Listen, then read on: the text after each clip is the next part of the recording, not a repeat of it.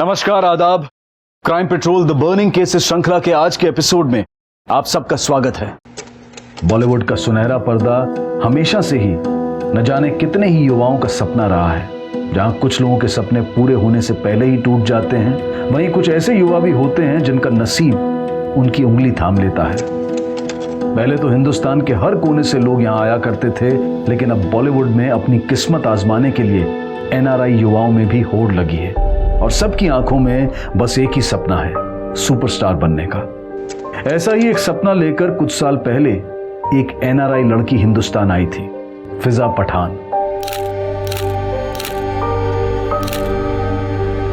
जहां एक तरफ फिजा कामयाबी की तरफ कदम बढ़ा रही थी, वहीं दूसरी तरफ विकास, जो बॉलीवुड की एक इन्फ्लुएंशियल फैमिली से था, उसे भी बहुत जल्द एक बड़ा बैनर लीड हीरो में लॉन्च करने वाला था। ऐसा लग रहा था मानो दोनों की जिंदगी में सब कुछ बिल्कुल ठीक है। लेकिन एक रात फिजा की लाश उसके कमरे में मिली। कुछ लोगों का मानना था कि फिजा ने आत्महत्या की है, वहीं कुछ लोग विकास को इस सब के लिए कसूरवार ठहरा रहे थे। आखिर सच क्या था? आइए एक झलक उसके बचपन की भी देखें और यह समझने की कोशिश करें कि इतनी मुश्किलों के बाद जब जिंदगी बाहों में भरने को आई, तो क्या वाकई में फिजा ने मौत को गले लगा लिया, या फिर उसकी मौत का राज कुछ और ही है। It was not my fault, okay? अगर मुझे दोबारा मिलेगा, दोबारा मुंह तोड़ दूंगा उसका मैं। Subhash, cool down. What cool down? Cool down. Let's go home now. जब बैंड बजी पड़ी मेरी, इस बार मिलेगा, इतना मारूंगा ना, उसे याद रहेगा मेरे को। समझता है? 3 गाड़ी मिले वहां पर। अब चलो। Calm down.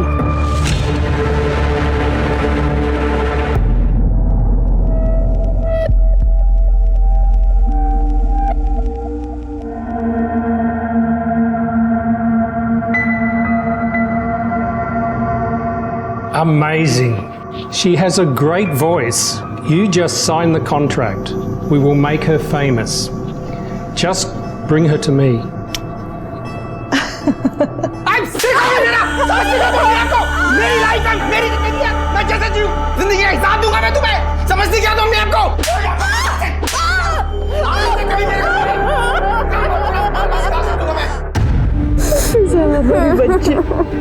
Look at me.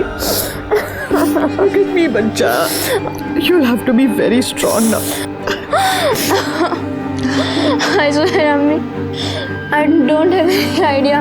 Uncle मेरे साथ क्या कर रहे थे। मैंने उन पर पूरा यकीन रखा था। बट ही बहुत पेन हो रहा है अम्मी।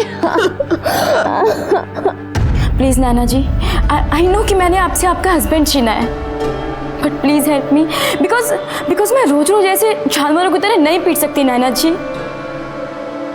प्लीज़ मेरी मदद कीजिए। अगर मैं किसी की मदद कर सकती तो सबसे पहले अपनी मदद करती। फिजा, I hate London. I don't want to live here anymore.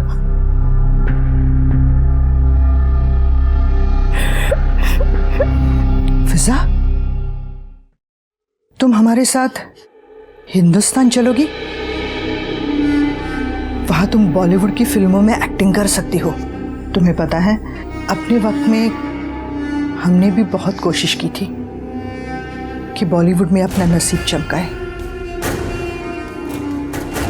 नहीं हो पाया। But I am very sure you will be a huge star.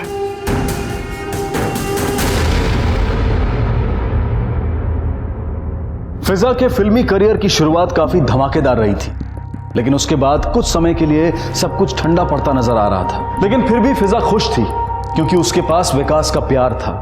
उसका यह मानना था कि अगर विकास उसके जीवन में है तो खुशियां और कामयाबी दोनों उसके पास जरूर आएंगी, और ऐसा लग रहा था कि उसकी ये बात जल्द ही पूरी होने वाली थी। फिजा ने कुछ बड़ी फिल्में साइन की थी और इसके साथ ही वो पूरी दुनिया को जीतने के लिए तैयार थी। तो फिर फिजा की मौत क्यों हुई? क्या ये किस्मत का खेल था, या फिर इस खेल का खिलाड़ी कोई और ही था? अरे cupcake, Actually, you should be eating cupcakes. You know that, ना? नए रोल के लिए वेट पुट ऑन करने के लिए बोला है ना तुम्हें। किसी एक्ट्रेस को खाने की अपॉर्चुनिटी बहुत कम मिलती है फिजा, और तुम ये अपॉर्चुनिटी घास फूस खा के वेस्ट कर रही हो। हाँ, डोंट वरी अम्मी, आई मैनेज टू लुक मोटी ऑन स्क्रीन। और आप तो जानती है ना that your daughter is the best actress. मैं किसी भी रोल के लिए परफेक्ट हूँ। चलिए अब आप अपना डिनर एंजॉय कीजिए और मुझे मेरा सैलेड एंजॉय करने दीजिए। ओके चलो, I am almost done here. हम थोड़ी देर में आ जाएंगे घर पे, ठीक है? ओके अम्मी, बाय। बाय बेटा।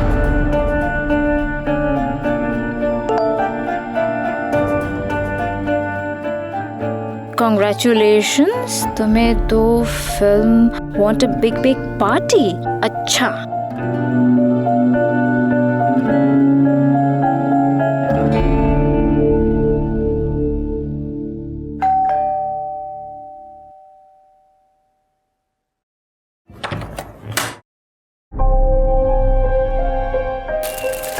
Thank you.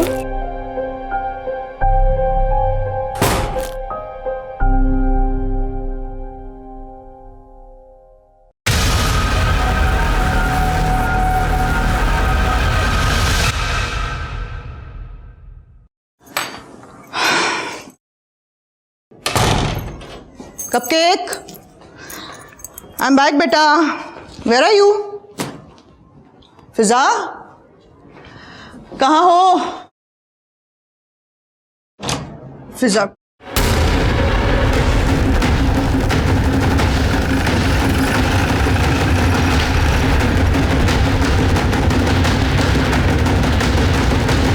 सब इधर अंदर। ये माँ है? जी सर।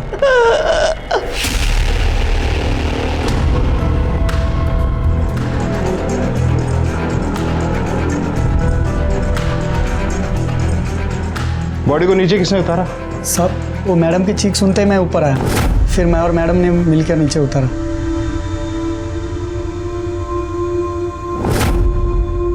कमरे की चीजों को किसी ने छुआ तो नहीं? नहीं सर। चेक करो सर।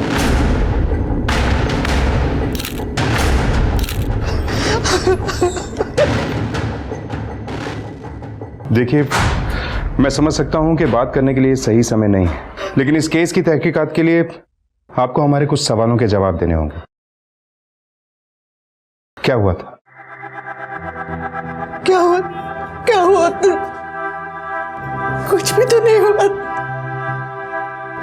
कुछ हम जब दोस्तों के साथ बाहर डिनर कर रहे थे तो कोई परेशानी नहीं थी, लेकिन हम जब घर पे वापस आए क्यों किया उसने ऐसा? क्यों किया उसने ऐसा? सर, पूरे कमरे में किसी के भी फिंगरप्रिंट्स नहीं है। घर में और कौन कौन था?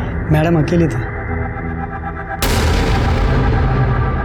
रानी, बॉडी को पोस्टमार्टम के लिए भेजो और दुपट्टे को फॉरेंसिक लैब में जांच के लिए।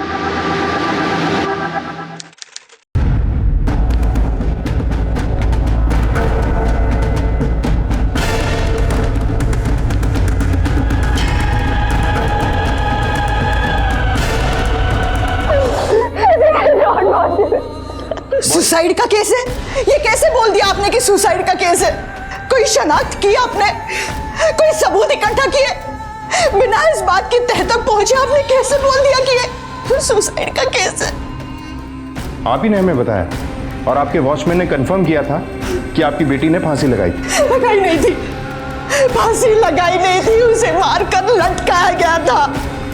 हमने बात की थी हमारी बच्ची से, कितनी खुश थी पता है? इंस्पेक्टर साहब, दो बड़े बैनर की फिल्म में लीड रोल कर रही थी वो। अल्लाह का दिया सब कुछ था उसके पास, वो सुसाइड क्यों करती? इंस्पेक्टर साहब, फ्लाइट लेने से पहले ही मेरी उससे मैसेज पे बात हुई थी। उसकी जिंदगी में कुछ भी खराब नहीं था। आप चाहते तो मैसेज देख लीजिए। एक मिनट देखिए, ये देखिए। ऑफिसर, हमारी बच्ची की जान गई है, हमने हमारी बेटी गंवाई है। आपको अल्लाह का वास्ता आप ढूंढ निकालिए कि पिछले 3 घंटों में ऐसा हुआ क्या था। ढूंढ निकालिए, पता कीजिए कि मेरी बेटी का खूनी कौन है। पता कीजिए आप।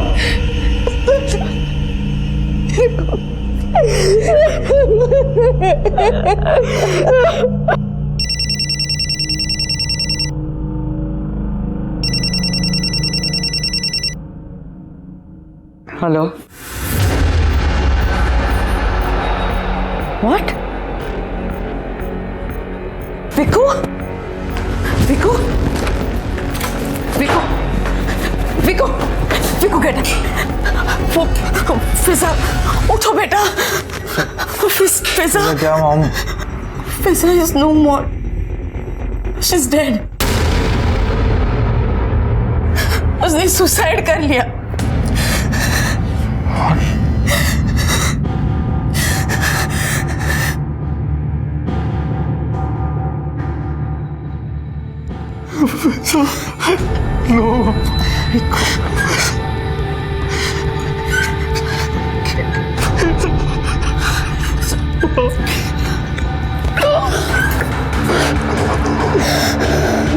जरा चेक करो, रजिया जी के जाने के बाद कौन कौन आया था फिजा से मिलने। संदीप सर, ये तो डिलीवरी बॉय है, वो मैडम के लिए बुके लेके आया था। बुके? लेकिन सर उसके फ्लैट पे कोई बुके या फूल तो मिला नहीं था। साहब वो डिलीवरी बॉय चला गया ना, तो मैडम नीचे उतरी और मुझसे कहा कि ये बुके फेंक दो। फिर तुमने क्या किया? मैं बिल्डिंग के डस्टबिन में फेंक दिया।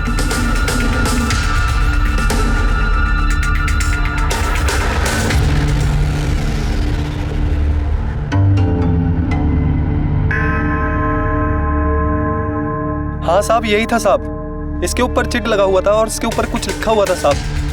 सर ये कार्ड मिला है। बेस्ट विशेस फ्रॉम विकास।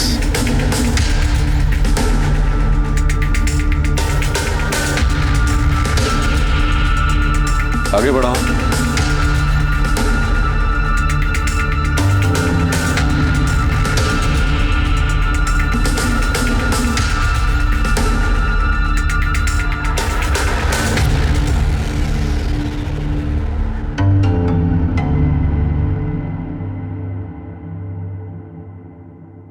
ये 1 घंटे के लिए फिजा कहाँ गई थी? Jogging vlogging?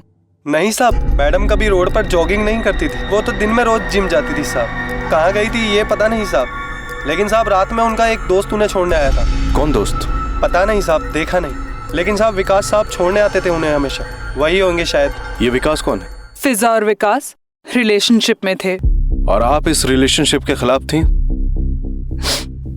नहीं, हमें उनके रिश्ते से वैसे कोई शिकायत नहीं थी। हमें अगर कोई बात नापसंद थी तो वो ये कि विकास की वजह से फिजा अपने फिल्म के काम में बिल्कुल दिल नहीं लगा रही थी, लेकिन हम उसे कुछ कह भी नहीं पा रहे थे। उसे तो विकास से मिलते ही प्यार हो गया था। 1 red wine please. Thank you. Oh shit! What the?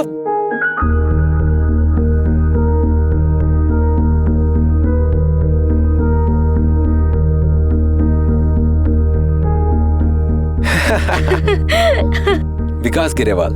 Fiza Pathan with a spoiled dress. मिलते ही उन दोनों में जैसे एक रिश्ता सा जुड़ गया था। बहुत जल्दी बहुत करीब आ गए दोनों, और इसी वजह से फिजा अपने काम से बेखबर हो गई। चलो फिजा बेटा, we getting late. Come on, वो प्रोड्यूसर इंतजार कर रहा होगा मीटिंग के लिए। Come on.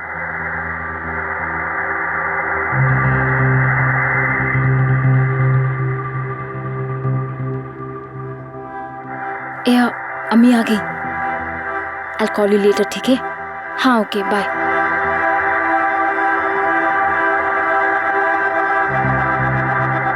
देखो बेटा,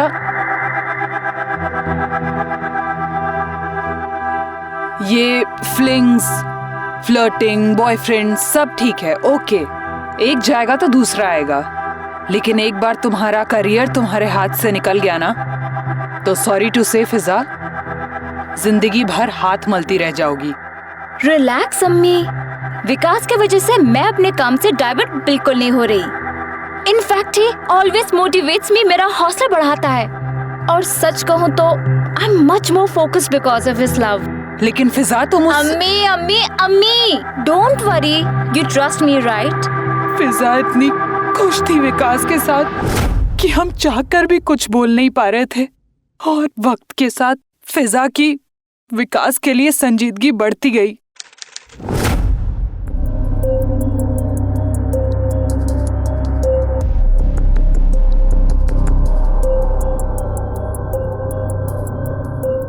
क्या हुआ? कुछ गलत क्या किया मैंने? That's the problem. तुम कभी कुछ गलत कर ही नहीं सकते। तो फिर तुम रो क्यों रही हो? I was just thinking, life भी कितनी अजीब है ना। बहुत बुरा चाइल्डहुड देखा है मैंने। जब से अबू ने हमें छोड़ा, लाइफ बहुत टफ हो गई थी। I was raped when I was 14. कोई प्रोटेक्ट करने वाला ही नहीं था। लेकिन जब से तुम मिले हो, ऐसा लग रहा है जैसे लाइफ मुझे कॉम्पेंसेट कर रही है। जितना पेन मुझे लाइफ ने दिया, उससे कहीं ज़्यादा खुशी तुमने मुझे दी है। आई लव यू विकास। अपनी पूरी लाइफ में तुम्हारे साथ बिताना चाहती हूँ। फिजा लोगों की नजरों से छुप के कुछ महीनों के लिए विकास के साथ एक किराए के फ्लैट में रहने चली गई।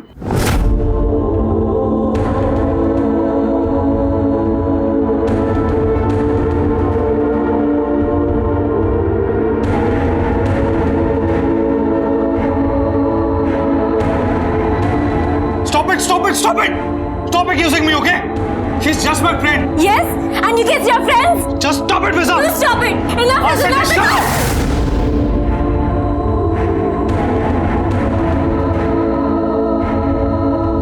कहने को तो फिजा विकास के कंपैरिजन में बहुत ज्यादा मॉडर्न सोसाइटी में पली बड़ी थी।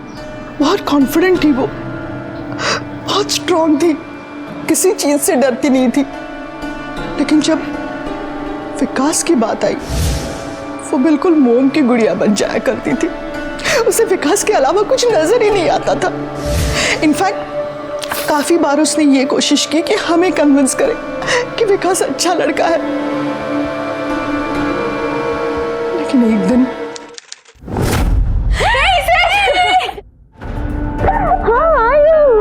I'm good, but तुम घर में भी फुल एटीट्यूड में रहती हो, हाँ? This scarf, these fancy glares, what's happening? Of course, darling, I'm a star. इतना एटीट्यूड तो बनता है। Hey, these are very cool glares. Show me, show me. No, no, Rosa, don't show me. Rosa.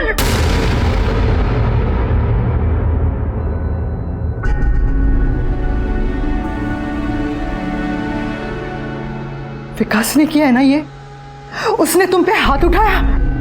अच्छा, तुम्हारे सामने तुम्हारी पूरी जिंदगी है, करियर है तुम्हारा, ये सब उस विकास के लिए बर्बाद मत करो। Mom please, you are overreacting. ऐसा कुछ नहीं है। इनफैक्ट सच कहूँ तो गलती मेरी है। मैं बहुत डर गई थी अम्मी।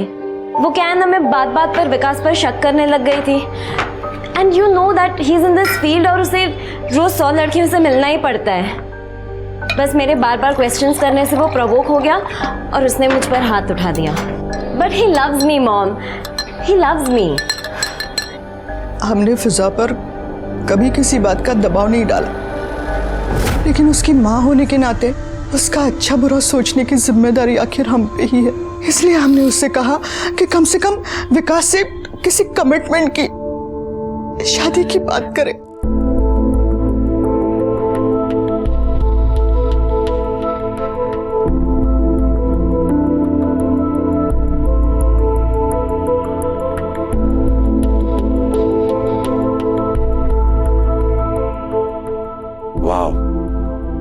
You are really looking beautiful. Be mine tonight. Just for tonight? मैं तो पूरी लाइफ के लिए तुम्हारी होना चाहती हूँ।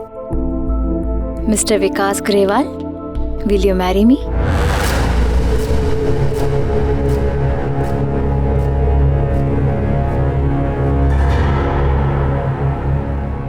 क्या हुआ विकू?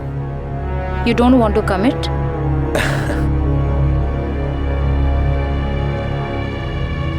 See Fiza, don't get me wrong, मेरा एक्टिंग करियर अभी शुरू नहीं हुआ है एंड आई थिंक तुम्हें भी अभी अपने करियर पे कंसंट्रेट करना चाहिए। तुम तो बिल्कुल अम्मी की तरह साउंड कर रहे हो। आई एम नॉट किडिंग फिजा, तुम खुद सोचो ना। आई मीन शादीशुदा औरत को कौन अपनी फिल्म में लीड रोल देगा? तो इसका मतलब तुम कमिट नहीं करोगे? I would love to, seriously I would love to, but I think ये सही टाइम नहीं है। एनीवेज बहुत वक्त है अभी हमारे पास। You know what I am saying ना? टाइम ही तो नहीं है। I am pregnant. क्या फिजा सच में प्रेग्नेंट थी? लेकिन उसे अब अबॉर्शन करवाना पड़ा। हेलो, ठीक है। फिजा की बॉडी थोड़ी देर में यहां आ जाएगी।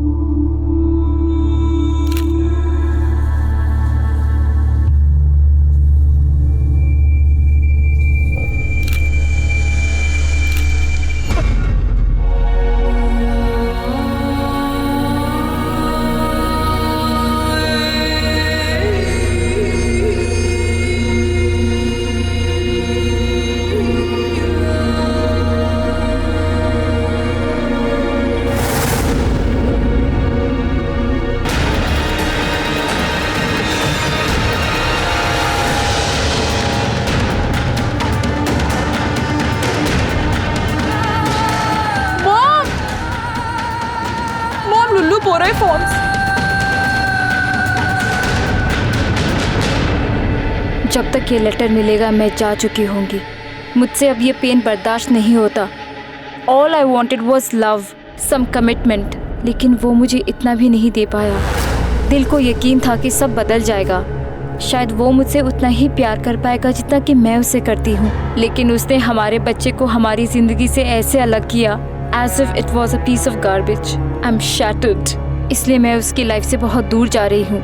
Now he can be with his partying women and selfish motive, the way he always wanted.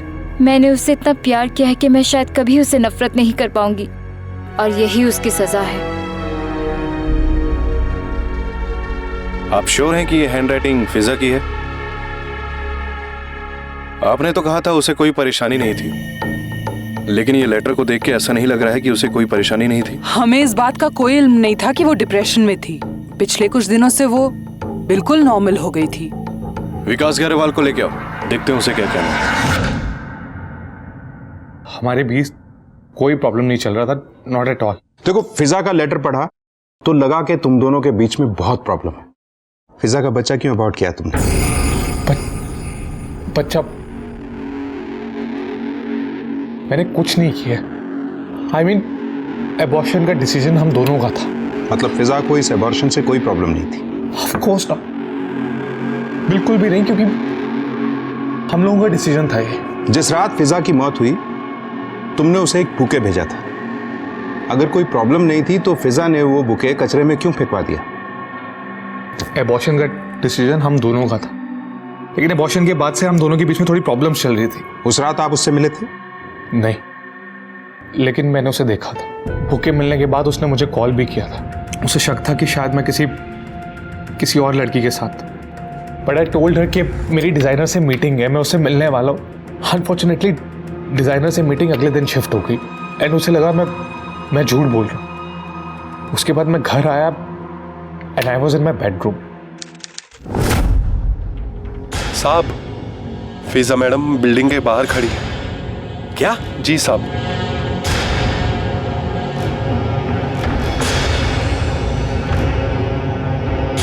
किसी ने इसे यहाँ पे देख लिया तो बेकार में मीडिया में गॉसिप शुरू हो जाएंगे।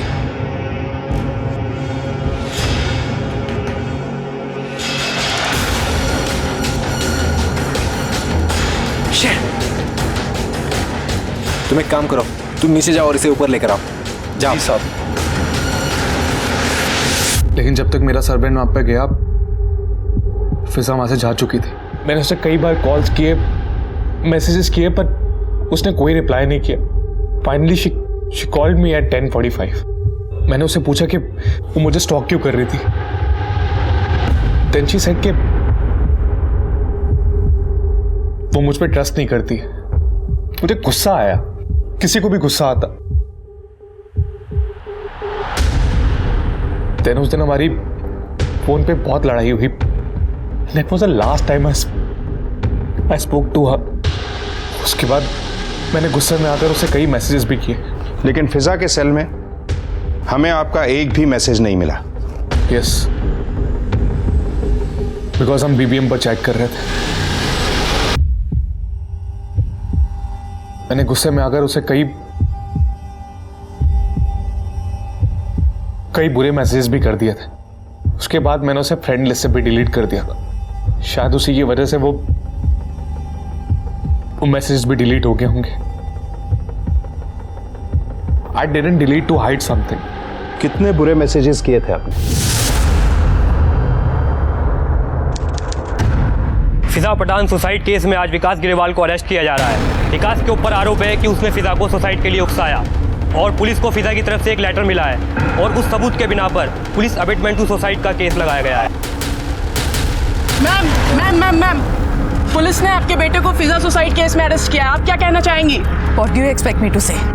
I'm completely shocked. पुलिस ऐसे कैसे ले जा सकती है मेरे बेटे को? He is innocent, उसने कुछ नहीं किया है। लेकिन अगर पुलिस की माने तो फिजा ने अपने लेटर में विकास की तरफ उंगली उठाई है। Listen, मैं नहीं जानती उस लेटर में क्या लिखा है या क्या नहीं लिखा है।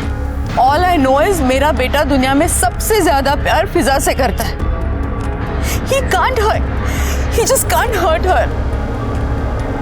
छोड़िए, जाने दीजिए मुझे, प्लीज।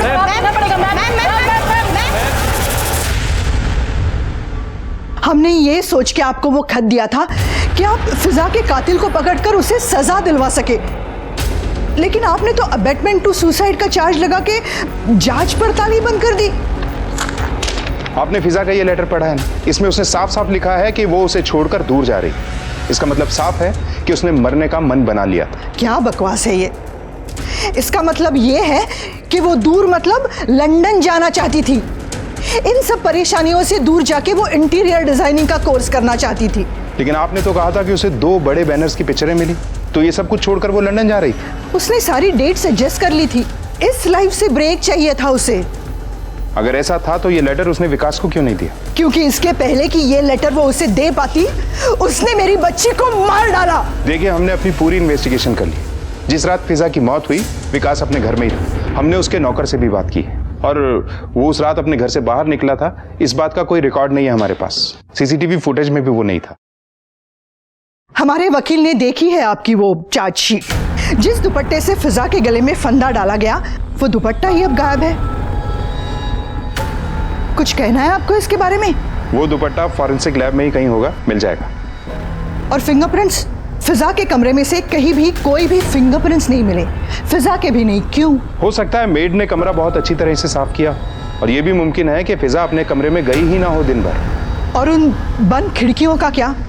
मैंने आपसे कहा था फिजा को एसी की हवा बिल्कुल पसंद नहीं थी, ताज़ी हवा पसंद थी।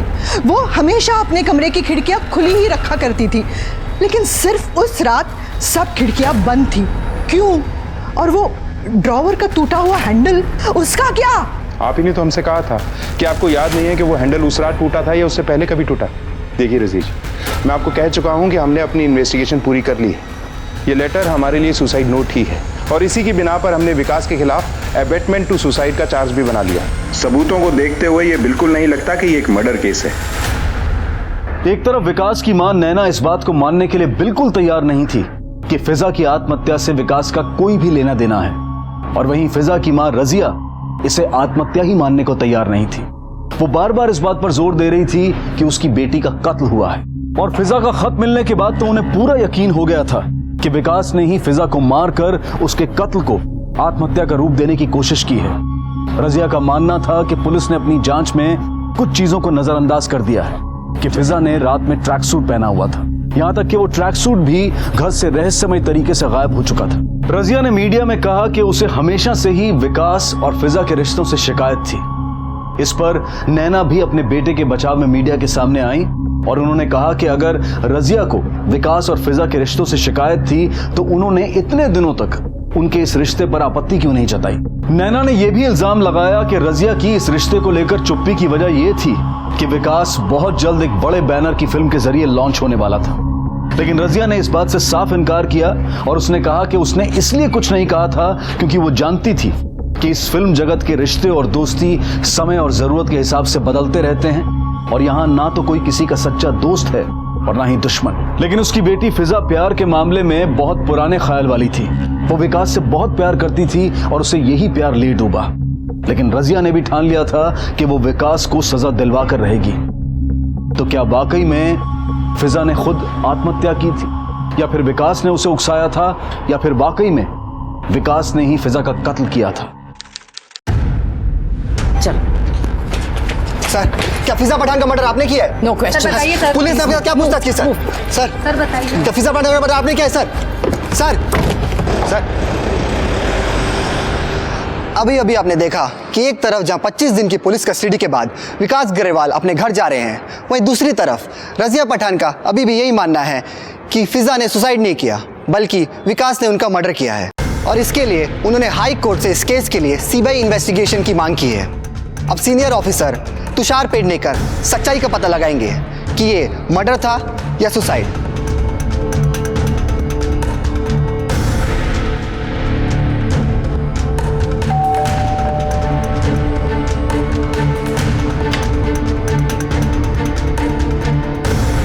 नमस्कार, मैं Tushar Pednekar, senior investigating officer,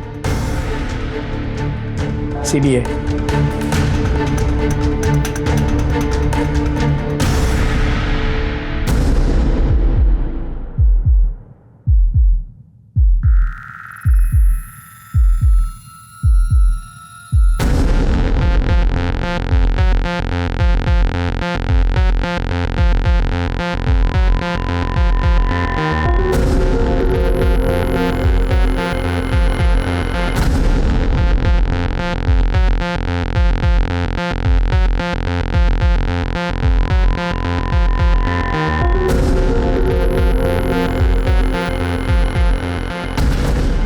ये अबॉर्शन का चक्कर कुछ समझ में नहीं आ रहा है।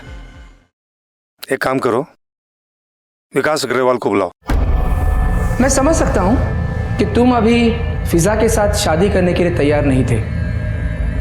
यंग हो, अपकमिंग एक्टर हो सकता है तुम्हें बाकी और लड़कियों में भी इंटरेस्ट होगा। और मैं एक बात से कंफ्यूज हूँ।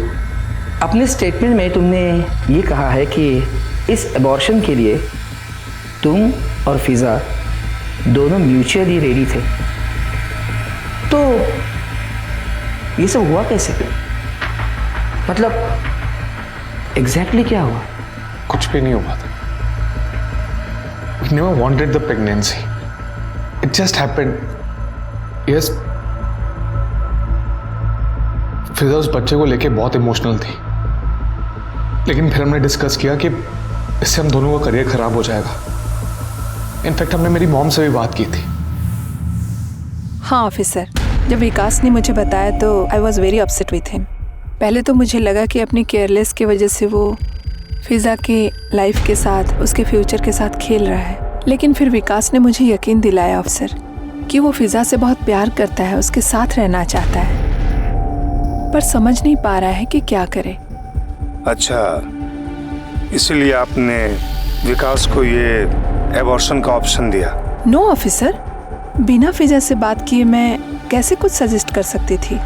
जानना चाहती थी कि फिजा के मन में क्या है, वो क्या सोच रही है, और इसीलिए मैंने उसे हमारे एक जान पहचान वाले के घर बुला लिया।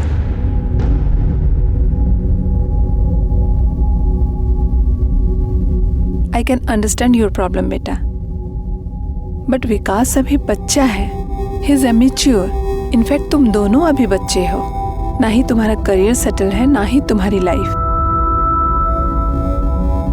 डू यू थिंक बेटा कि तुम दोनों इस बच्चे के लिए रेडी हो? लुक बेटा, इफ यू वांट, मैं विकास को कल ही तुमसे शादी करने के लिए कहती हूँ, और वो करेगा भी। बट बेटा, लाइफ के इतने बड़े डिसीजन के लिए क्या तुम दोनों रेडी हो? क्या सही रहेगा ये? बोलो।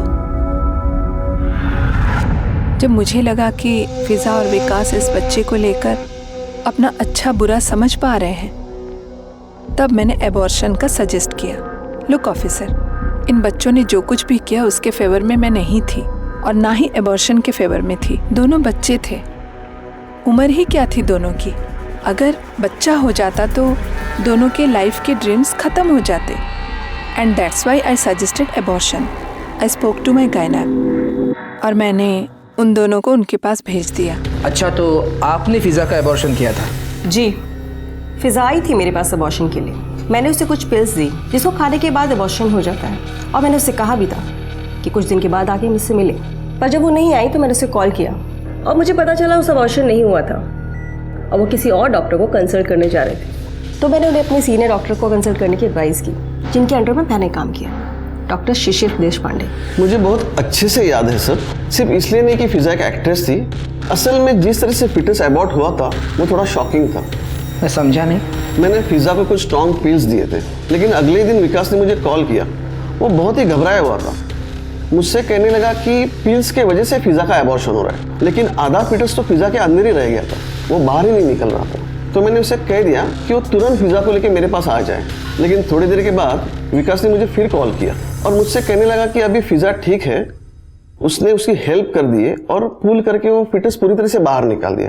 हाँ, मैंने फिटस को पुल करने में फिजा की हेल्प की थी। फिर हमने उसे टॉयलेट में फ्लश कर दिया। और हम क्या करते मतलब?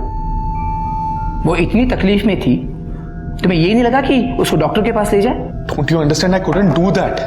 अगर मैं उसे इस हालत में डॉक्टर के पास लेकर जाता तो पूरी दुनिया को पता चल जाता। हम दोनों को काम मिलना बंद हो जाता। फिजा को कोई अपनी फिल्म में साइन नहीं करता और मेरा करियर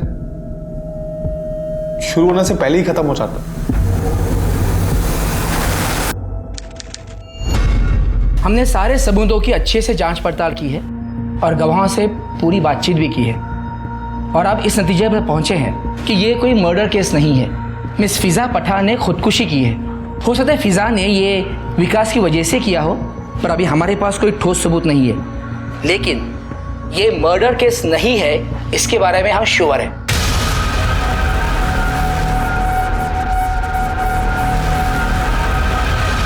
जी नहीं, हम इस बयानबाजी को मानते ही नहीं हैं। सब कहते हैं हमारी बेटी ने गुस्से में आके इम्पल्सिव होके खुदकुशी की, तो फिर कोई खुदकुशी करने से पहले अपने कपड़े बदलता है? फिजा का भी नहीं। जिस दुपट्टे से उसे लटकाया गया वो दुपट्टा अब गायब है।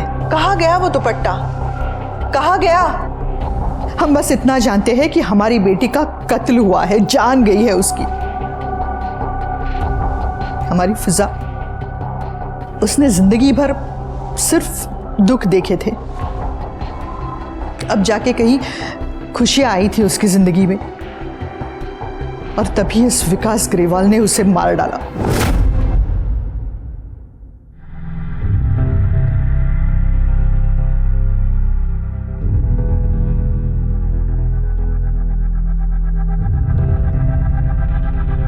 Please file the appeal as quick as possible और जल्द से जल्द ये सब कुछ खत्म करवाइए ताकि मेरा बेटा अपनी लाइफ में आगे बढ़ जाए। एक तरफ नैना जल्द से जल्द फिजा की मौत से अपने बेटे का नाम अलग करना चाहती थी, वहीं दूसरी तरफ रजिया ने यह साबित करने के लिए अपना पूरा जोर लगा दिया था कि विकास ने ही फिजा का कत्ल किया है। रजिया ने एसआईटी यानी कि स्पेशल इन्वेस्टिगेटिंग टीम द्वारा इस केस की जांच कराए जाने की मांग की, लेकिन उनकी इस मांग को खारिज कर दिया गया। पर रजिया ने हिम्मत नहीं हारी और एक independent British forensic expert Richard Davis को हायर किया ताकि वो इस केस की बारीकी से जांच कर सके। रिचर्ड ने सभी चीजों की फिर से जांच की और कुछ नए तथ्य सामने आए। रजिया ने रिचर्ड की इस रिपोर्ट को हाई कोर्ट में सबमिट करने की कोशिश की, लेकिन हाई कोर्ट ने उन्हें इस रिपोर्ट को लोअर कोर्ट में सबमिट करने का निर्देश दिया।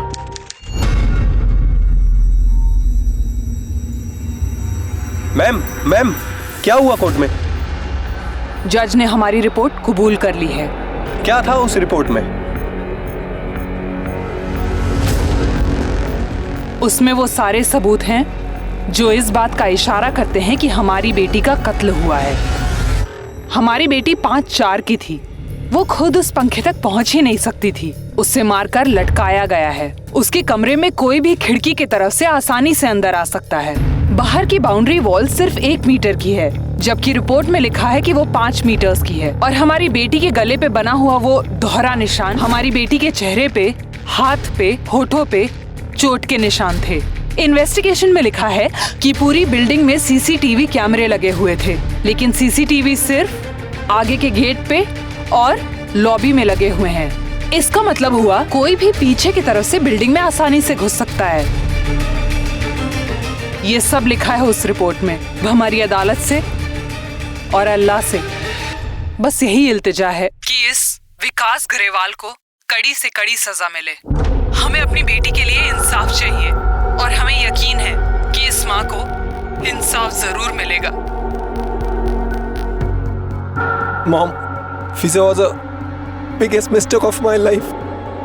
देखो विकू, कोई भी रिश्ता ना गलत नहीं होता बेटा। आई गेस तुम इतने कॉम्प्लेक्स रिलेशनशिप के लिए रेडी नहीं थे। प्रेगनेंसी, एबॉर्शन और तुम्हारी गर्लफ्रेंड जिसे तुम इतना ज्यादा प्यार करते थे उसकी डेथ। अदालत ने इस बात को रजामंदी दे दी है कि विकास पर अबेटमेंट ऑफ सुसाइड यानी कि आत्महत्या के लिए उकसाने का केस चलाया जाए। कुछ ही दिनों में इस केस की सुनवाई भी शुरू हो जाएगी और अब यह केस कौन सा मोड़ लेगा, इस बात का इंतजार सभी को रहेगा। क्या विकास निर्दोष साबित होगा?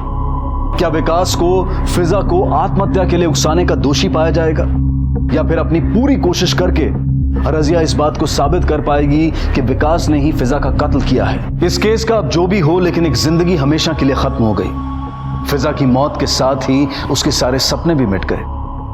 शायद वो एक कामयाब एक्ट्रेस बनती, उसे बहुत सारे अवार्ड्स मिलते, और अगर इनमें से कुछ भी ना होता तो कम से कम उसके पास उसकी जिंदगी होती। जहां एक तरफ फिजा मौत की गोद में सो गई, वहीं विकास की जिंदगी भी थम सी गई है और इस केस का फैसला आने तक वो भी सवालों से घिरा रहेगा। देखते हैं हमारे आज के एपिसोड की दूसरी कहानी।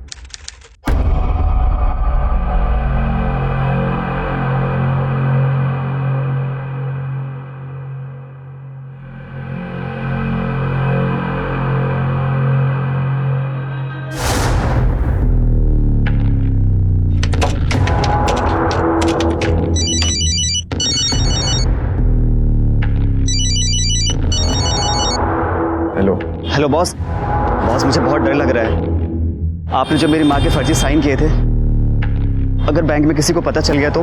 पता तब चलेगा जब तू डरेगा। कॉन्फिडेंस दिखा, समझा? अच्छी शक्ल लेके जा उधर।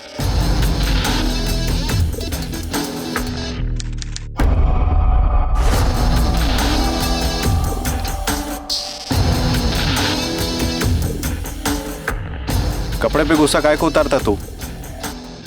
कपड़े पे नहीं, अपनी किस्मत पे गुस्सा उतार रहा हूँ।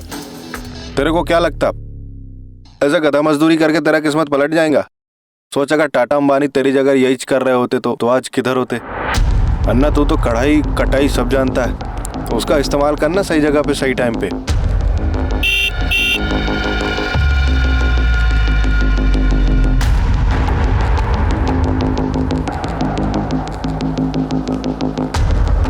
क्या बोलता है, चलेगा?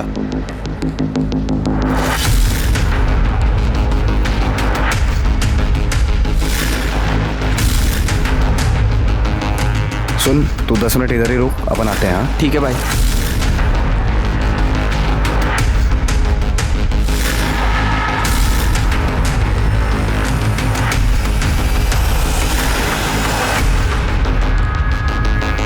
और ये गहने, सही माल हाथ लगाया आज।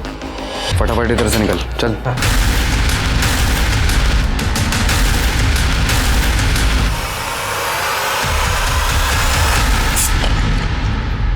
ये तो बहुत छोटा कांड था, तेरे को मालूम है? आज तक अपन ने जितने जितने मर्डर किए ना, बड़ी सफाई से, और आज तक अपनी ना गंद तक नहीं सूंघी गई। तुमको इतना एक्सपीरियंस है, इसलिए तो अपने गैंग के बॉस हो। क्या बोलते? लेकिन बॉस सुनो ना, अब एक बड़ा हाथ मारते हैं ना। बड़ा हाथ मारने के लिए अपने को संगत भी बड़ा चाहिए ना, समझा?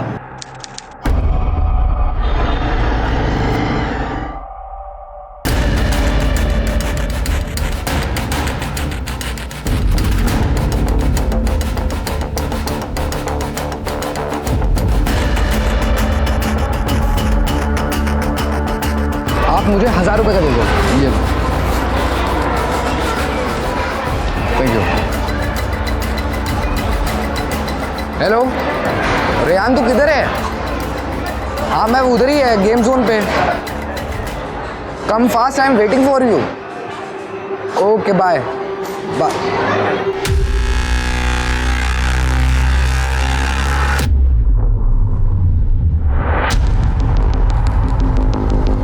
क्या बात है? क्या सफाई से मोबाइल मारा है तूने? बॉस आप ही से तो सीखा है। अच्छा, अगर एक गुनाह नजर से चूक जाए तो अपराधी की हिम्मत दुगनी हो जाती है, और यही हुआ था अरिंदम और उसके दोस्तों के साथ। पकड़े ना जाने ने मानो उनके अपराधी होने की गारंटी कर दी थी। उनके हौसले और उनकी आपराधिक महत्वाकांक्षा को बढ़ा दिया था। धोखाधड़ी, चोरी चकारी को ये पैसा कमाना कहने लगे थे। पैसे के लिए कुछ भी करने पर आमादा थे, और शायद यही वजह थी कि छोटी सी उम्र में भी ये मंझे हुए अपराधियों की तरह से पेश आ रहे थे। और गुनाह के दलदल में जाने का कारण भी बेहद अफसोसजनक था। सिर्फ अपनी अय्याशी को जिंदा रखने के लिए ये अपराध पर अपराध करने को तैयार थे।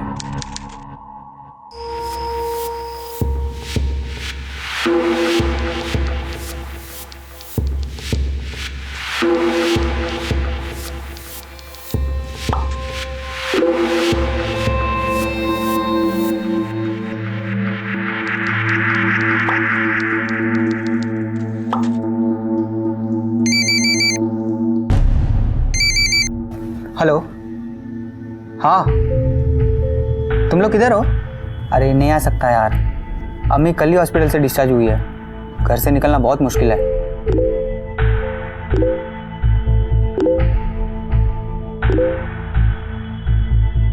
अरे सुमेश सुनना, तुम लोग गेम जोन के वहाँ पे ही हो ना? हाँ ठीक है, मैं आता हूँ। हाँ हाँ ठीक है, बाय बाय।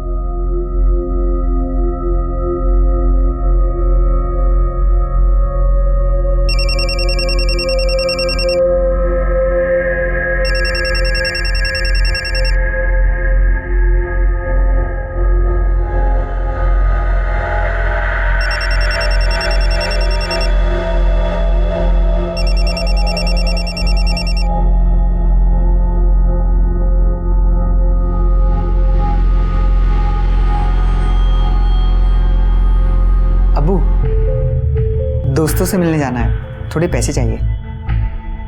ले ले पर्स में से जितने चाहिए। Thank you Abu. अबू, और वो मैं गाड़ी लेके जाऊँ? मैं ज़्यादा दूर तक नहीं जाऊँगा, सिर्फ गेम जोन तक ही जाना है। 1 घंटे में वापस आ जाऊँगा पक्का, प्लीज़। जा। Thank you Abu.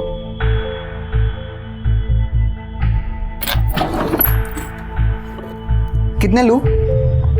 जितने की जरूरत है ले ले।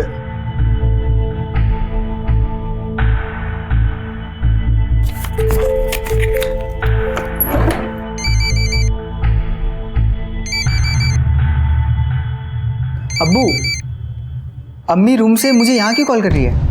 तो मैं उसको फोन उठा नहीं रहा हूँ ना। तू फिक्र मत कर, तू जा, मैं देख लाऊं। बाय अब्बू।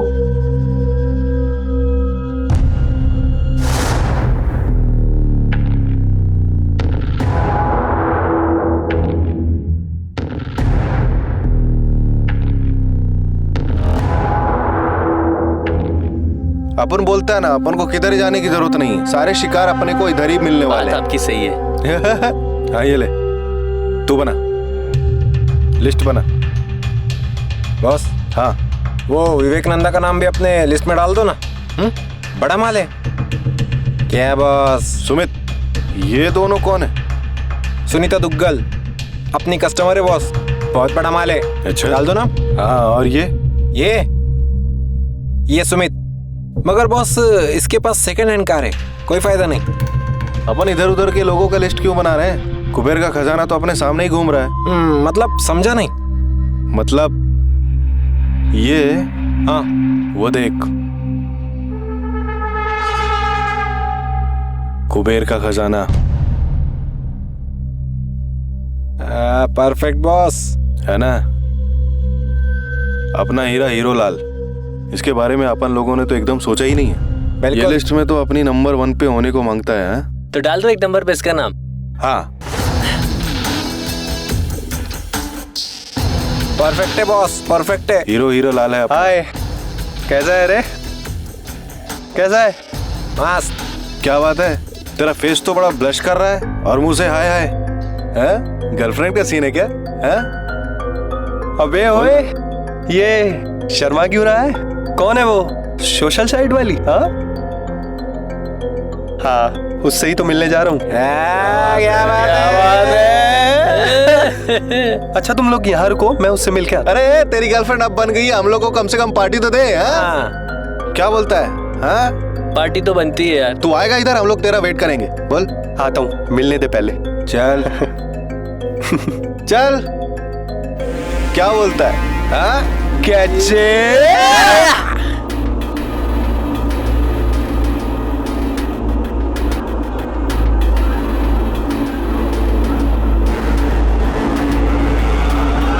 यकीन मानो, मैं सब ठीक कर लूंगा।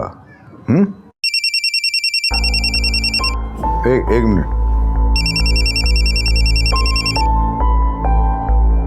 बेटा, बोलो। हेलो अब्बू, मैं फ्रेंड्स के साथ नाइट आउट के लिए जा रहा हूँ। कल सुबह जल्दी घर आ जाऊंगा। ठीक है। आदिल, क्या हुआ आदिल? आदिल बोलो, बोलो क्या हुआ?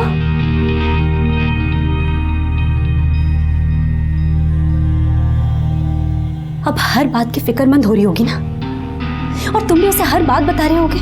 मुझे पता है, मुझसे झूठ बोल के उससे मिलने गए थे, अपनी गलती की माफी मांगने गए होगे ना। रूठी होगी तो मनाना तो पड़ेगा ही। देखो तुम्हें कोई गलतफहमी हो गई, मैं समझा था। मैंने तुम्हें और उसे अपने ही कमरे में अपने ही बिस्तर पर रंगे हाथ पकड़ा है, और तुम मुझे कह रहे हो मुझे गलतफहमी हुई?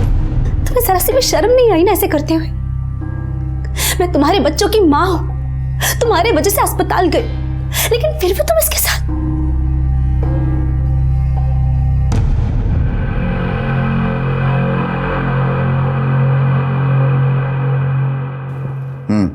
मैंने तुमसे पहले ही कहा था आदिल, ये औरत तुम्हें कभी नहीं समझेगी, पर तुम हो कि मेरी कोई बात नहीं सुनते।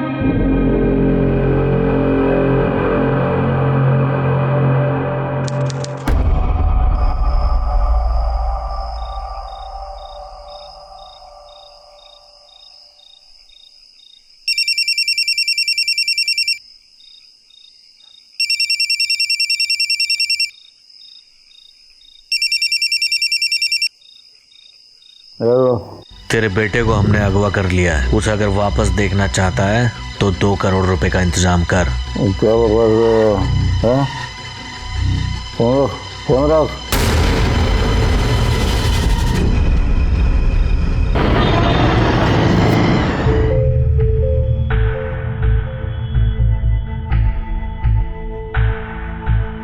अम्मी, आप बाहर क्यों आए? कुछ चाहिए होगा तो मुझे बता देती ना। अभी तबीयत थोड़ी ठीक है, चलूंगी फिरूंगी तो अच्छा लगेगा। चाय पीने का बहुत मन कर रहा है। अच्छा ठीक है, आप बैठ जाओ, मैं आपके लिए चाय बनाती हूँ।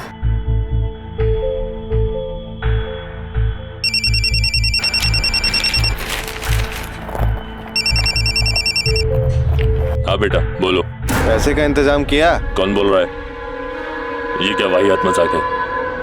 रिहान को फोन दो। देख, रिहान अब तक तो ठीक है, पर अगर 2 करोड़ का इंतजाम नहीं हुआ ना तो खराब भी हो सकता है। बकवास बंद कर। जानते हो तुम किससे बात कर रहे हो? इंट्रोडक्शन बाद में देना, पहले पैसे का इंतजाम कर। एक मिनट। मैं कैसे मान लूं कि रिहान तुम्हारे पास है? बात कराओ मेरी उससे, बात कराओ। Hello hello. किसका फोन था? किस पे चिल्ला रहे थे? क्या हुआ अब्बू? उठ रहे, अपने बाप से बात कर। Hello hello. हाँ बेटा। हेलो अब्बू, अब्बू मैं रिहान हेलो। ठीक तो हो ना तुम? तुम्हारे दोस्त कहाँ हैं? ये लोग बोल रहे हैं कि तुम्हें किडनैप किया लोगों ने। अब्बू बेटा कहाँ हो तुम? Hello. The mobile you are calling is currently currently switched off. क्या हुआ रिहान को? बताइए कहाँ है रिहान? वो रिहान को किसी ने किडनैप किया है। अम्मी। जब पहली बार आपके पास रैंसम कॉल आया तब क्यों नहीं आया आप हमारे पास? सर एक्चुअली फ़ोन रेहान की फ़ोन से आया था, तो मुझे लगा कि कोई मजाक कर रहा है। तो दोबारा जब रेहान के फ़ोन से फ़ोन आया तो मुझे कुछ शक हुआ। मैंने कॉल बैक करने की कोशिश की तो उसका फ़ोन स्विच ऑफ आ रहा था। कॉलर ने 2 करोड़ रुपए कब और कहाँ लाने के लिए कहा आपसे? जगह तो नहीं बताई सर, सिर्फ पैसे तैयार रखने के लिए बोला है। रेहान निकला कितने बजे था घर से?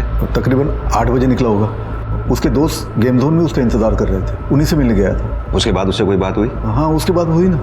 हेलो अब्बू, मैं फ्रेंड्स के साथ नाइट आउट के लिए जा रहा हूँ, कल सुबह जल्दी घर आ जाऊँगा। रेहान गया कैसे था?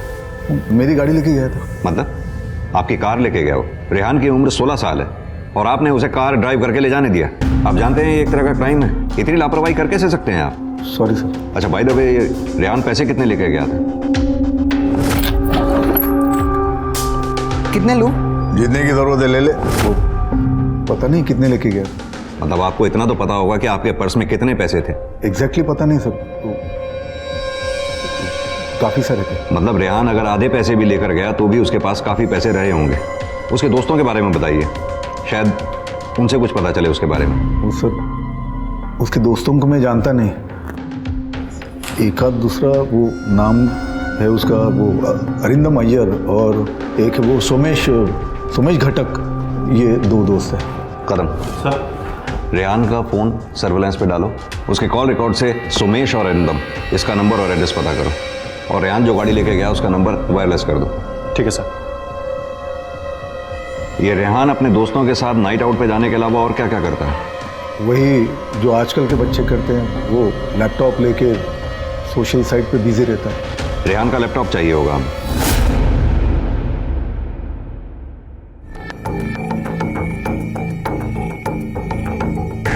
सर ये देखिए, कल शाम को 7:45 को रेहान इसी सोशल साइट पर किसी परी नाम की लड़की के साथ चैट कर रहा था,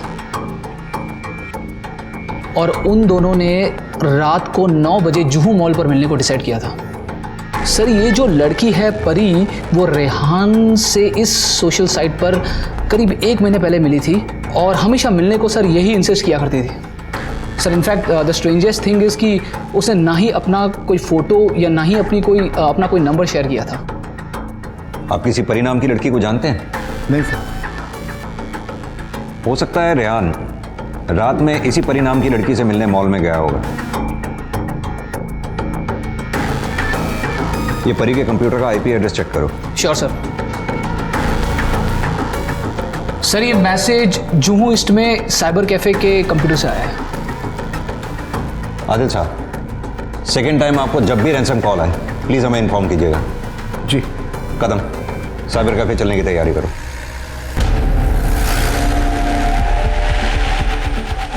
कल शाम 7 बजे के आसपास कोई परिणाम की लड़की आपके कैफे में आई थी? नहीं साहब, इस नाम की कोई लड़की नहीं आई, और वैसे भी लड़कियां आती है तो 6 के पहले ही आती है। कल तो कोई लड़की आई नहीं थी। आप चाहे तो रजिस्टर चेक कर सकते हैं। चेक कराइए।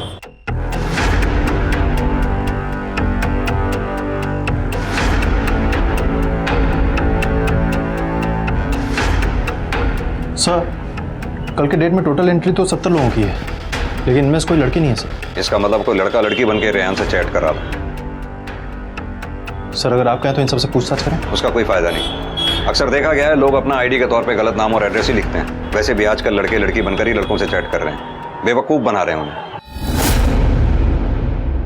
साल 2008 तक सोशल साइट्स पर नकली अकाउंट बनाकर बेवकूफ बनाने का खूब चलन था। साइबर कैफे भी अच्छी खासी तादाद में थे, और तब तक साइबर कैफेज में कस्टमर की फोटो ID लेने का कानून भी नहीं बना था। सिर्फ अपना नंबर और नाम देकर साइबर कैफे को इस्तेमाल करने की अनुमति मिल जाती थी, और इसी कारण से साइबर कैफे के जरिए क्राइम रेट बढ़ रहा था। बढ़ते हुए आपराधिक मामलों को देखकर सरकार ने साइबर कैफे में इंटरनेट के इस्तेमाल पर कड़े कानून बनाए, जिनका पालन करना साइबर कैफे के मालिक और ग्राहक दोनों के लिए बहुत जरूरी था। अब सरकारी तौर पर मान्य पहचान पत्र के बिना साइबर कैफे में इंटरनेट का इस्तेमाल करना गैर कानूनी हो गया है, और अब ऐसी जगहों पर तो CCTV लगाना भी अनिवार्य है। ये एक कोशिश है साइबर क्राइम पर नजर रखने की उसे रोकने की। सीसीटीवी भी नहीं है वहां पर। सर, रेहान के पिता ने जो दो दोस्तों का नाम बताया था, कॉल रिकॉर्ड के हिसाब से दोनों का पता चल गया है। जो अरिंदम है वो जुहू में रहता है और सोमेश कांदिवली में रहता है। कदम सर, इन दोनों से मिलना पड़ेगा। ठीक है सर। इसके पास रोको। अरे सुनो, यहाँ आसपास कोई प्रसाद मिस्त्री रहता है क्या? बस बस बस।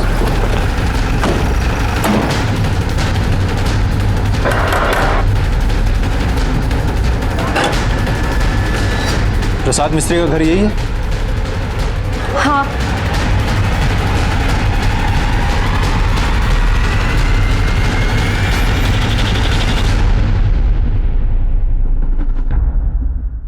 हाँ सर बोलिए। अरिंदम कहाँ है? अरिंदम? हाँ अरिंदम। सर, अरिंदम तो यहाँ पे नहीं रहता। 1.5 साल पहले वो यहाँ पे कॉल सेंटर में काम करता था, तभी हमारे घर में पेइंग गेस्ट था। लेकिन अभी वो कहाँ पे रहता है मुझे कुछ पता नहीं। बल्कि सर, हम खुद परेशान हैं उससे। परेशान क्यों? सर, रोज बैंक के आदमी हमारे घर के चक्कर काटते हैं। पता नहीं उसने किस किस बैंक से लोन लेके रखा था। रेहान अपहरण केस अब एक हाई प्रोफाइल केस बन चुका है। आदिल खान, जो कि मुंबई की अपर मिडिल क्लास फैमिली से बिलोंग करते हैं, अपहरणकर्ताओं ने उनसे रेहान की जान की कीमत 2 करोड़ रुपए रखी है। पुलिस का मानना है कि इस केस में परी नाम की लड़की का हाथ हो सकता है, क्योंकि रेहान 8 अगस्त की रात को रात 8 बजे परी नाम की लड़की से मिलने के लिए ही घर से बाहर निकला था, जो कि वापस नहीं लौटा है। पुलिस की तहकीकात जारी है, जल्द ही नए खुलासे होने की उम्मीद है।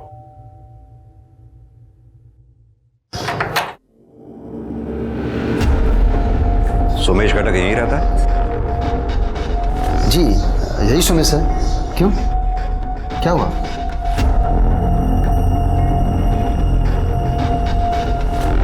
सोमेश, रेहान कहाँ है? सब मुझे नहीं पता वो कहाँ है। मैंने भी अभी न्यूज़ में देखा कि वो किडनैप हो गया है। कल रात रेहान तुम्हारे साथ था?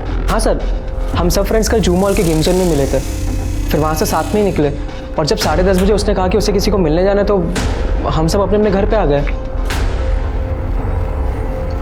ये सुमेश कल रात कितने बजे घर आया था? सर, सुमेश कल रात में 11 बजे घर आ चुका था, क्योंकि 11 बजे के बाद बाहर जाना उसका अलाउ नहीं है, और सुबह उसकी म्यूजिक क्लास होती है। और सुमेश से रेहान के बारे में सुना है, काफ़ी अच्छा लड़का था वो। उसी रेहान की किडनैपिंग के बारे में बात करने आए हैं आपसे।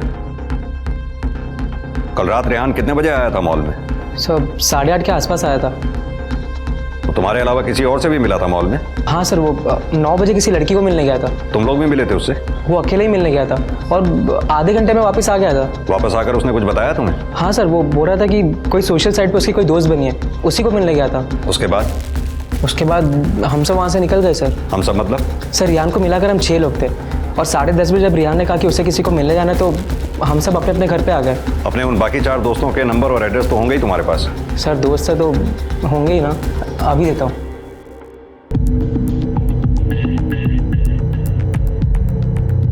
उन 4 के फोटोग्राफ्स भी होंगे तुम्हारे पास? Yes sir. कड़े सर, डिटेल्स ले लो उनसे। Okay sir. और हाँ, जब तक ये केस सॉल्व ना हो जाए ये शहर छोड़कर जाना नहीं कहीं। ठीक है।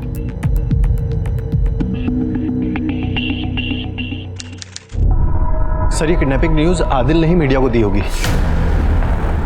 आदिल साहब, आप इतनी बड़ी बेवकूफ़ी कर कैसे सकते हैं?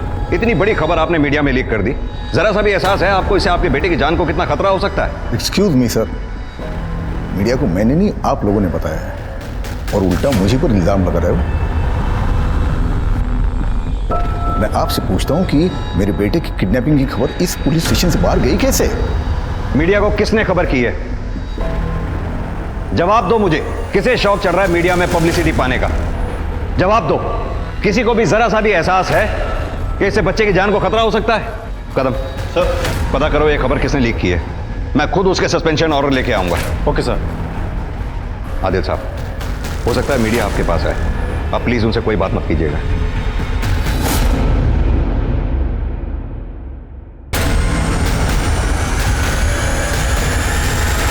सुमित और अरिंदम कल रात 11 बजे घर पे आ गए थे। आपका बेटा काम क्या करता है? साहब, ये टेलर है, इसकी मालवनी में खुद की दुकान है। अच्छा, तो टेलरिंग शॉप से इतनी कमाई हो जाती है कि वो रोज किसी महंगी जगह जाके उड़ा सके?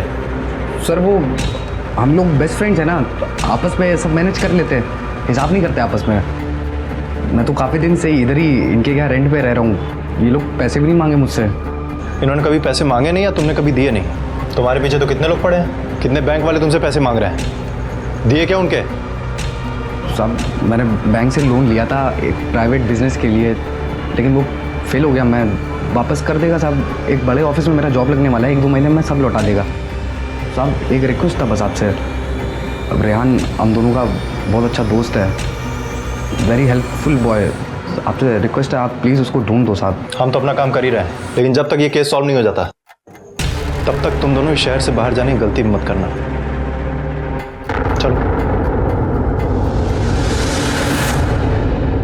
सर सोमेश ने जिन 4 दोस्तों के नंबर दिए थे उनमें से 3 से बात हो गई है और तीनों का यही कहना है कि वो 10:30 बजे तक अपने घर पहुंच गए थे। लेकिन सर चौथे दोस्त हिमेश शाह से अभी तक बात नहीं हो पाई है।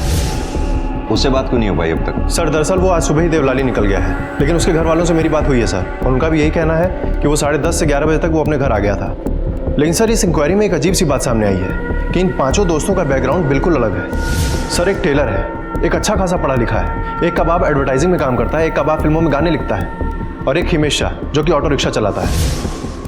सर 5 का बैकग्राउंड बिल्कुल मैच नहीं करता, अलग अलग है, लेकिन 5 दोस्त हैं और इन 5 का कहना है कि वो 10 बजे साथ में मॉल से निकल गए थे। कदम मॉल में सीसीटीवी होगा, तुमने वहां चेक किया?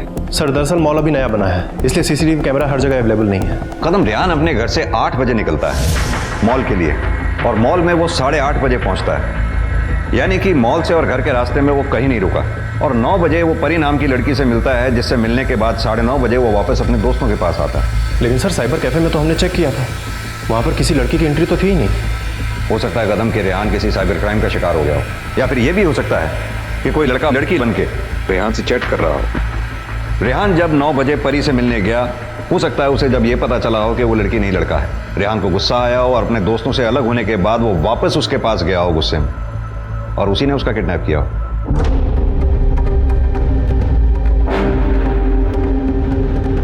इन 5 लोगों के अलावा रेहान का कोई दोस्त नहीं था कि रेहान इन्हीं लोगों से मिलने गेम जोन जाता था। अच्छा एक बात बताओ, क्या रेहान की कोई गर्लफ्रेंड थी? नहीं सर, किसी लड़की से बात करते हुए मैंने नहीं देखा। रेहान सिर्फ इन्हीं 5 लोगों से मिलने जाता था। हाँ मगर गेम जोन में जाने के बाद उसका कोई नया दोस्त बना हो तो पता नहीं। तुम्हें ऐसा क्यों लगता है कि उसका नया दोस्त गेम जोन में ही बना होगा? सर क्योंकि इसके 5 दोस्त गेम जोन में ही बने थे। कदम सर इन 5 दोस्तों के कॉल रिकॉर्ड्स निकलवाओ, मुझे लगता है हमें मॉल में गेम जोन में दोबारा जाना होगा। देखते हैं इन 5 दोस्तों के अलावा उसका कोई नया दोस्त वहाँ बना था या नहीं। ठीक है सर।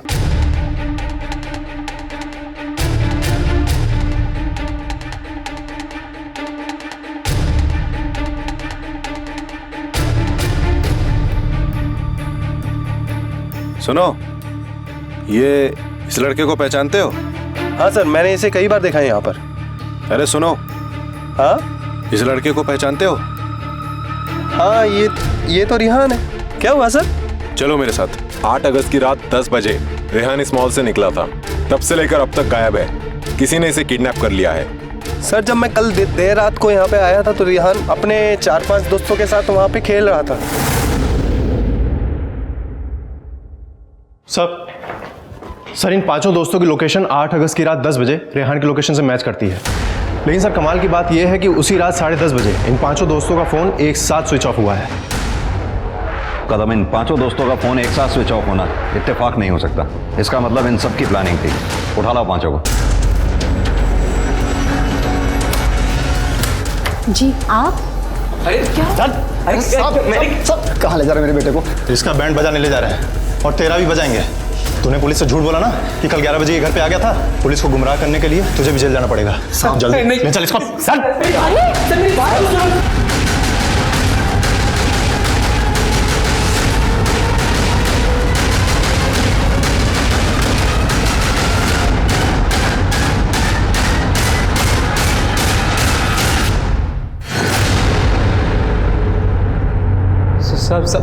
सर हमने कुछ भी नहीं किया सर, प्लीज हमें छोड़ दो प्लीज। सब कुछ नहीं किया हम लोगों ने। चल अंदर। साहब मैंने कुछ नहीं किया। कसम खा लो साहब, मैंने कुछ नहीं किया। सब पता है हमें, रेहान की किडनैपिंग में तुम लोगों की ही प्लानिंग थी। अब ये बताओ कि प्लानिंग चल कब से रही थी? बोलो।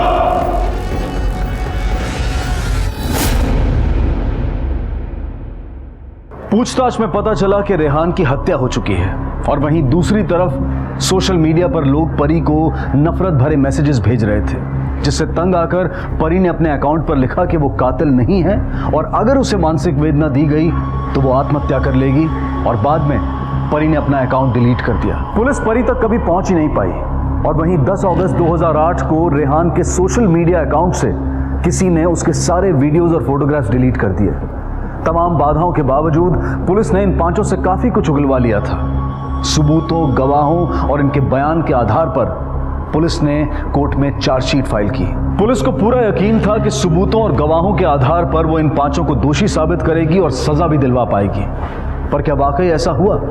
क्या सबूत और गवाह इस निर्मम हत्या को साबित कर पाए? सुनवाई अपने आखिरी चरण में थी और इस बहुचर्चित केस के फैसले का सबको इंतजार था। इंस्पेक्टर, आप ये कैसे कह सकते हैं कि रेहान का खून इन पांचों ने किया है? बोलो, कहां है रेहान? क्या किया है तुम लोगों ने उसके साथ? बोलो। देखो, यहां अगर सच बोल दोगे तो हो सकता है तुम लोगों की सजा कुछ कम हो जाए, वरना सबूतों और गवाहों के आधार पे कोर्ट में तो यह साबित हो ही जाएगा कि रेहान की किडनैपिंग में तुम ही लोगों का हाथ है। फिर किसी तरह की मदद की उम्मीद मत रखना। बोलो, रेहान की किडनैपिंग की प्लानिंग तुम ही लोगों की थी ना? तुम ही लोगों ने रेहान के फादर को रैंसम के लिए कॉल किया था। क्या किया रेहान के साथ? कहां है वो? बोलो। सर, मार दिया उसे। मार दिया उसे?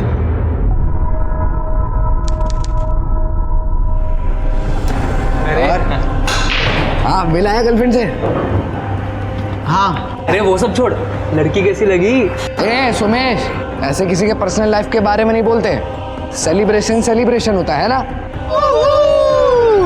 मुंबई का भाई कौन? मुंबई का डॉट कौन?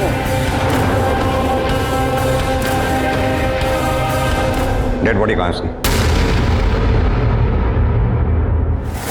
माय लॉर्ड, मैं अपने क्लाइंट से कुछ सवाल करना चाहता हूं। इजाजत है। Thank you my Lord. Ravish, Rehan Khan की बॉडी तुमने पुलिस को दिखाई थी? नहीं सर, मुझे तो पता ही नहीं था कि रेहान खान की बॉडी कहाँ है। सर, ये लोग मुझे जबरदस्ती जीप में डालकर लेकर गए थे। सर, वो कौन सी जगह है सर? अब कहाँ लेके जा रहे मुझे? चल सर,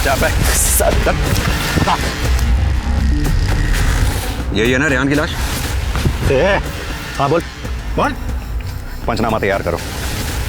अभियुक्त रवीश कारिया हमें रेहान की लाश तक खुद लेकर आया और उसकी शिनाख्त की। सर, ये झूठ बोल रहे हैं। ऐसा कुछ भी नहीं हुआ था जैसा ये रवीश कारिया कह रहा है। हमें सब पता है तुम लोगों ने रेहान की किडनैपिंग का प्लान गेम जोन में बैठ के किया था, और तुम सब जानबूझकर रेहान के साथ मॉल से निकले थे। तू बॉस है ना इनका? चल तू ही बता, उस दिन रात 10:30 बजे तुम लोगों ने एक साथ मोबाइल स्विच ऑफ किया था, उसके बाद क्या हुआ? रेहान हमारे साथ लॉन्ग ड्राइव पे जाने के लिए तैयार हो गया था और रेहान अपने पापा को फ़ोन करके बता दिया। हेलो अब्बू, मैं फ्रेंड्स के साथ नाइट आउट के लिए जा रहा हूँ, कल सुबह जल्दी घर आ जाऊँगा। फिर रास्ते में से सुमेश नींद का दवा ले लिया था और बियर में मिलाकर देशमुख रोड तक आते आते रेहान बेहोश हो गया था। फिर अगली सुबह मैं रेहान के पापा को फ़ोन किया, वो दूसरी बार रेहान से बात करने के लिए बोले। फिर हम लोग को रेहान को होश में लाना पड़ा और उसके डैडी से बात भी कराए।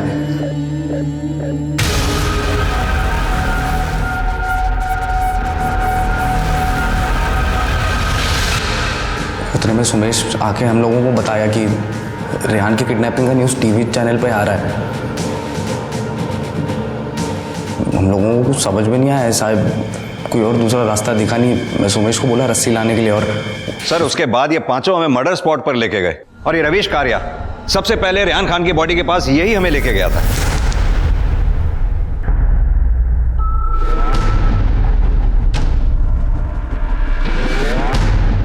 पटेल, पंचनामा लिखो। अभियुक्त रवीश कारिया और उसके बाकी के 4 दोस्त रेहान खान की लाश तक हमें लेके आए, और इन पांचों ने रेहान खान की लाश की शिनाख्त की।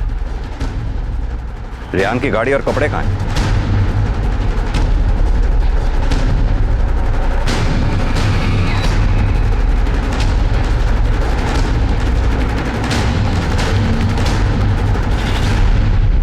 रेहान खान बहुत अच्छा दोस्त था हमारा, हम लोग कभी उसके साथ ऐसा नहीं कर सकते। ऊपर से पुलिस वालों ने उल्टा हमें जबरदस्ती मारा और स्टेटमेंट पे साइन करवाया। आप अपना जुर्म कबूल कर ले। आप जो बोलेगा हम लोग करेंगे। काड़े, स्टेटमेंट लिखो। अभियुक्तों ने रेहान की किडनैपिंग और हत्या में अपना हाथ को बुला है। दस्तखत लो सबके।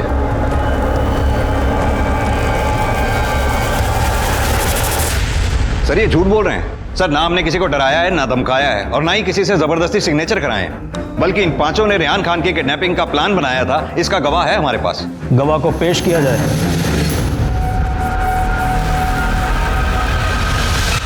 आरोपियों के बयान में एक अहम बात सामने आई कि जब मीडिया ने रेहान की किडनैपिंग की खबर चलाई तो इन पांचों ने पकड़े जाने के डर से रेहान का कत्ल कर दिया।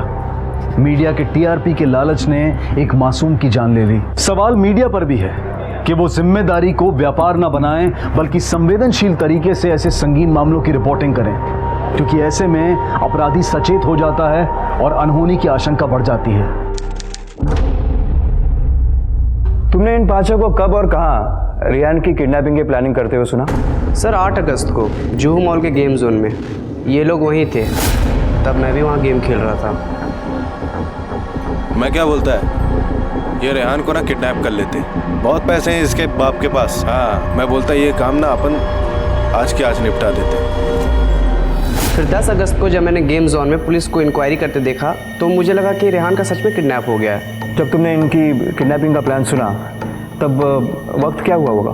तकरीबन 9:30 बजे होंगे, क्योंकि मैं 8:30 बजे गेम जोन गया था और 15-15 मिनट के 4-5 गेम खेल चुका था। गेम जोन जैसी जगह पे 9:30 बजे तो बहुत भीड़ होती है, ऊपर से उस दिन शनिवार भी था, तो ज़्यादा भीड़, ज़्यादा शोर शराबा होगा नहीं? हाँ सर, क्राउड और शोर तो था। अच्छा, जहाँ तुम खड़े थे उसके बीच कितनी फीट की दूरी थी? 5 फीट की होगी। और उस 5 फीट की दूरी में तुम्हारे साथ बीच में भी काफ़ी लोग होंगे जो जाहिर है आपस में बात कर रहे होंगे, तो तुमको उनकी कुछ बातें याद है?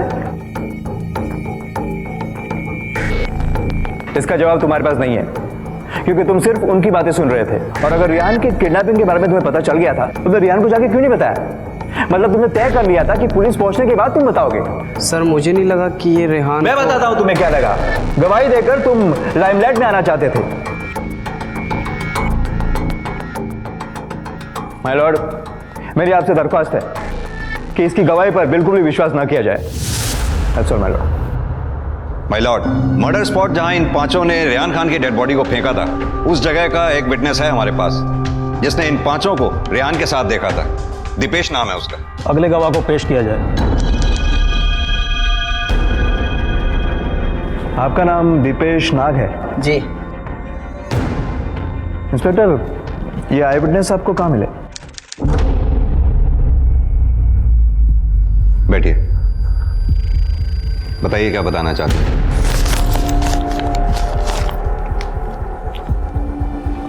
सर ये रेहान खान वाली न्यूज मैंने आज ही अखबार में पढ़ी है।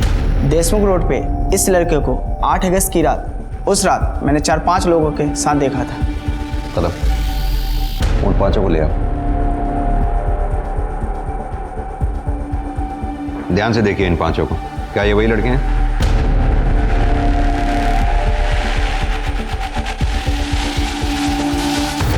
हाँ सर, यही थे। आपने इन्हें ही मौका वारदात पर देखा था? हाँ सर, यही थे वो लोग। अच्छा, जहाँ आपने देखा था वहाँ लाइट थी? नहीं सर, लाइट नहीं थी। लाइट नहीं थी, फिर भी अंधेरे में कैसे पहचान लिया? सर मैं मोटर बाइक पे था।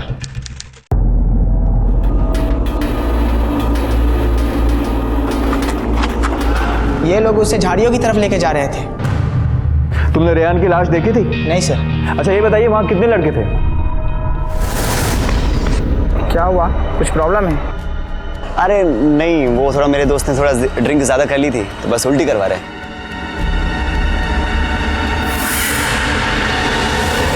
चार, शायद 5, नहीं सर 4 थे। ठीक से सोच के बताइए, 4, 5 या 6? नहीं सर, 5 थे। Point to be noted my Lord. अच्छा ये बताइए, किस रात की बात थी ये? 8 अगस्त की रात थी। 8 अगस्त।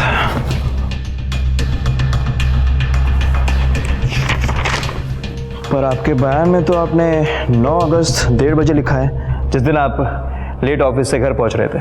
वो इसलिए सर कि रात के 12 बजे के बाद तारीख बदल जाते हैं। तो फिर ये भी कंफ्यूजन हो सकता है, जिस लड़के को तुमने बेहोश देखा वो रेहान नहीं कोई और हो। Objection milord. Objection granted. Defence lawyer exactly साबित क्या करना चाह रहा है कि वो रेहान नहीं था, जबकि पोस्टमार्टम रिपोर्ट यह साफ कह रहा है कि रेहान के शराब में नींद की गोलियां मिलाई गई थी और वो नींद की गोलियां आरोपी सोमेश घटक ने मिलाई थी। ऐसा स्टेटमेंट है हमारे पास, उसके सिग्नेचर्स भी है। माय लॉर्ड, मैं साबित कर सकता हूं कि नींद की गोलियां खुद रेहान ने अपने शराब में मिलाकर पी थी। मैं रेहान के पिता आदिल खान को कटघरे में बुलाने की इजाजत चाहता हूं। इजाजत है। मिस्टर आदिल खान, कोर्ट को बताइए 8 अगस्त से 4 दिन पहले आपके घर में क्या हुआ था, और यह भी कोर्ट को बताइए कि आप और आपके बीवी के बीच में क्या प्रॉब्लम थी।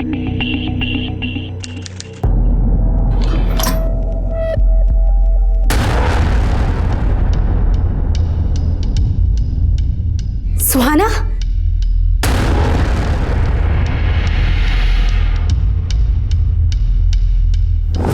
माय लॉर्ड, इनकी पहली पत्नी, जिससे अब इनको तलाक मिल चुका है, किडनैपिंग के वारदात तक इनके साथ रही। उन्होंने इन्हें अपने रिश्तेदार के साथ नाजायज संबंध बनाते हुए रंगे हाथों पकड़ा था। उसके बाद इनकी वाइफ ने स्लीपिंग पिल्स ली और अपनी जान लेनी चाहिए, और फिर बाद में फैमिली कोर्ट में डिवोर्स के लिए अपील किया। माय लॉर्ड, ये इनकी बीवी की डिवोर्स पिटीशन है, जो अखबार में भी छपी है। माय लॉर्ड, ये सब देखकर ये लगता है कि रेहान एक डिस्टर्ब चाइल्ड था। माँ बाप का उस पर ध्यान नहीं था, इसलिए ज्यादातर वक्त वो सोशल मीडिया और गेम जोन में बिताता था। घर के हालात से परेशान होकर एक दिन उसने खुद शराब में नींद की गोलियां मिलाई और अपनी जान लेने की कोशिश की। सड़क पर बेहोश हालत में एक राहगीर ने उसे लूटने के बहाने उसकी हत्या कर दी। माय लॉर्ड, कोई भी राहगीर रास्ते पे पड़े बेहोश इंसान के लिए रस्सी क्यों खरीदेगा, जबकि रेहान की हत्या रस्सी से गला घोट कर की गई थी। इस बात को साबित करने के लिए कोई गवाह है तुम्हारे पास? Yes my Lord. गवाह को पेश किया जाए। ये रस्सी आपके दुकान से खरीदी थी? जी। किसने खरीदी थी?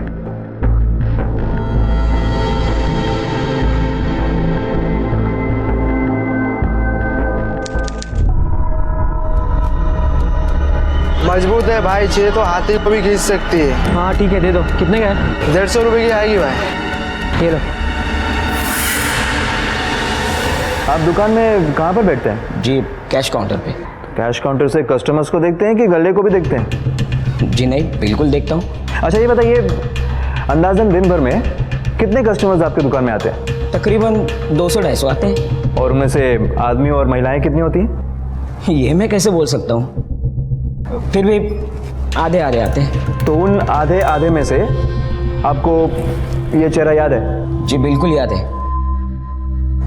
वो ब्राउन टी शर्ट वाला लड़का है ना, वही है।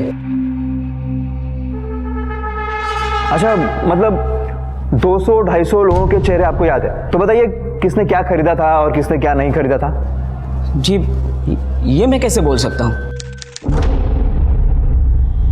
State versus Arindam and others के केस में पुलिस द्वारा पेश किए गए तमाम सबूत और गवाहों को मद्देनजर रखते हुए यह अदालत इस नतीजे पर पहुंची है कि सरकारी वकील अपना पक्ष साबित नहीं कर पाए। इसलिए अदालत अरिंदम अय्यर, सोमेश, रवीश, खीमेश और सुमित काले को बाइज्जत बरी करती है और यह हुक्म देती है कि इन्हें जल्द से जल्द रिहा किया जाए। इस बहुचर्चित केस में ये पांचों इसलिए निर्दोष साबित हुए क्योंकि सरकारी वकील अदालत में इन पांचों के खिलाफ कत्ल और अपहरण के केस को साबित नहीं कर पाए। लेकिन रेहान के पिता आदिल खान ने उम्मीद नहीं छोड़ी और महाराष्ट्र सरकार के साथ साथ उन्होंने भी निचली अदालत के इस फैसले को हाई कोर्ट में चुनौती दी। रेहान खान के इस केस से हम सभी माता पिता सबक लें और अपनी जिम्मेदारी को समझें। अपने काम में मसरूफ रहें, लेकिन थोड़ा वक्त अपने बच्चों को जरूर दें। इस बात का ध्यान रखें कि वो किसे अपना दोस्त बना रहे हैं, किन चीजों को अपना वक्त दे रहे हैं। कहीं कोई गलत दिशा उन्हें अपनी ओर आकर्षित तो नहीं कर रही है। कहीं ऐसा ना हो कि जिन राहों पर वो आगे चल रहे हैं और आपसे ज्यादा जिन्हें अपना हमदर्द समझ रहे हैं वो उन राहों पर उन्हें आपसे दूर ले जाएं। अपने बच्चों के दोस्त बने, उनकी छोटी से छोटी बात को समझने की कोशिश करें, उनके दोस्तों को जानें और अगर कहीं भी कुछ संदिग्ध नजर आए तो बच्चों को समझाने की कोशिश करें। इसी विचार के साथ अब मैं अनूप सोनी आपसे विदा लेता हूं। फिर मुलाकात होगी अगले एपिसोड में एक और चौंका देने वाले केस के साथ। तब तक अपना और अपने परिवार का ख्याल रखें और देखते रहें क्राइम पेट्रोल डायल 100। सबक एक को सीख हम सबको। जय हिंद। इस तरह के और भी एपिसोड देखने के लिए हमारे चैनल को सब्सक्राइब करें और बेल आइकन दबाना ना भूलें।